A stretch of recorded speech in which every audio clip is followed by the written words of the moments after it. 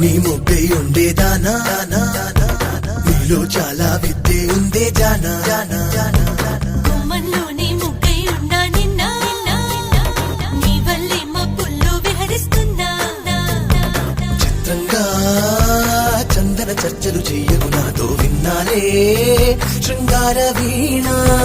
తీయంగా చెంపలు మీటే కోరిక పుడితే కానీలే నీ కాదన్నా ఊపిరాడదే నీ ఒళ్ళో